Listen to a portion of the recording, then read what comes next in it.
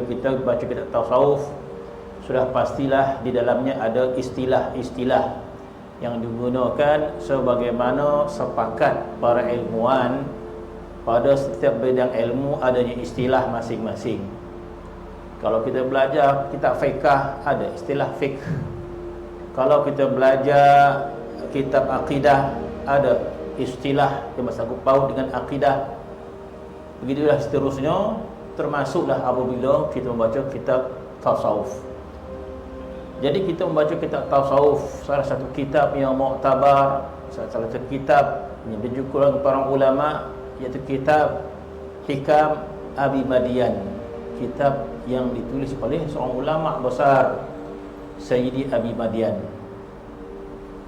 Maka dalam kitab Hikam Abi Madian ini sudah tentulah adanya istilah-istilah yang dinyatakan yang tidak terdapat pada kitab, pada ilmu-ilmu yang lain.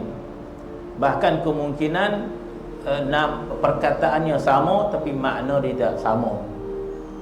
Sebagaimana kalau kita belajar fiqh, di sana ada 5 hukum. Ada hukum wajib, ada hukum haram, ada hukum harus, ada makruh, ada mustahab ataupun sunat. Apabila kita belajar ilmu akidah pun ada juga hukum. Ada hukum wajib, ada hukum harus, dan ada hukum mustahil. Dalam kitab fiqh tak ada hukum mustahil. Dalam kitab tauhid ada hukum mustahil. Dalam kitab tauhid tak ada nama hukum makruh ataupun sunat. Yang ada dalam kitab tauhid hukum wajib, harus, mustahil. Jadi sudah barang tentulah perkataan wajib dalam fiqh tidak sama dengan hukum wajib dalam ilmu tauhid, walaupun perkataannya sama. Jadi setiap ilmu tu ada istilah makna yang sesuai dengan ilmu tersebut. Boleh jalan sambil-sambil. Maka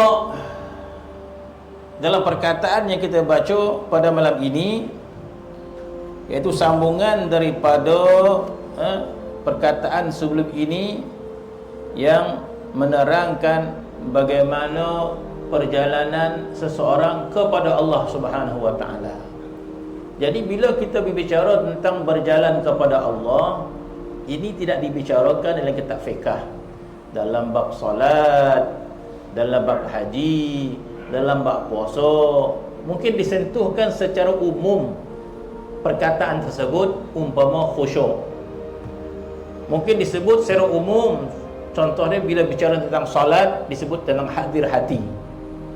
Tapi bicara dengan lebih terperinci, itu kita tak dapat dalam kitab fiqh. Kita akan dapat dalam kitab tasawuf. Tasawuf lah yang lebih berbicara tentang perkara ini, iaitu adanya istilah suluk kepada Allah Subhanahu wa taala. Suluk kepada Allah Subhanahu, berjalan kepada Allah Subhanahu wa taala. Dibincangkan dengan terperinci yang tidak dibincangkan dalam ilmu akidah pun tidak dibincangkan. Secara terperinci dalam kitab fiqh pun tidak dibicarakan dengan terperinci. Ia dibicarakan dalam ilmu tasawuf. Bahkan kalau kita melihat secara ilmiah, perbicaraan ilmu tasawuf itu adalah perbicaraan tentang ihsan yang kita sebut dah banyak kali sebelum ini, yang merupakan 1/3 agama. Jadi agama itu ada 3 unsur: iman, Islam, ihsan. Maka pembicaraan tasawuf ini adalah di bawah tajuk ihsan, untuk mencapai derajat ihsan yang disebut dalam hadis Nabi sallallahu alaihi wasallam. Dan perbicaraan terperincinya itu dalam kitab tasawuf. Maka datanglah istilah-istilah yang disebut suluk kepada Allah, berjalan kepada Allah Subhanahu wa taala. Maha suci Allah Subhanahu wa taala untuk kita samakan dengan makhluknya. Sebab kalau makhluk yang nama dia menghampiri kepada sesuatu, sudah pastilah jasad tubuh badan kita bergerak. Kalau kawan kita panggil, "Mai dekat sini ah, mari sini ah," kita faham kita kena bangun bergerak untuk menghampiri tubuh badan kita, perkawan kita. Mak kita panggil, mai sini dokek sikit mak nak bisik Apa kita buat? Kita bangun untuk menghampiri tubuh badan kita dengan sesuatu yang kita nak hampiri. Adapun Allah Subhanahu wa taala, Maha suci Allah Subhanahu wa taala, untuk menghampirinya secara sebegitu. Tetapi disebut taqarrub ilallah, menghampiri diri kepada Allah. Jadi bagaimana kita nak huraikan menghampiri diri kepada Allah? Sebagaimana kita faham menghampiri diri kepada makhluk ini, untuk kita menghampiri tubuh jasad kita kepada makhluk tersebut. Adapun berbicara tentang taqarrub kepada Allah Subhanahu wa taala, Maha suci Allah Subhanahu wa taala, untuk kita fahami sebegitu. Kerana Allah Subhanahu wa taala dalam akidah kita tidak bertempat. Itu akidah kita. Allah mawjud bila makan. Wa huwa al-ana kama kan. Wa huwa al-mawjud qabla khalqi makan. Allah Taala telah wujud sebelum adanya tempat ini, dan Allah Taala itu wujud sebagaimana dia wujud sebelum adanya tempat ini.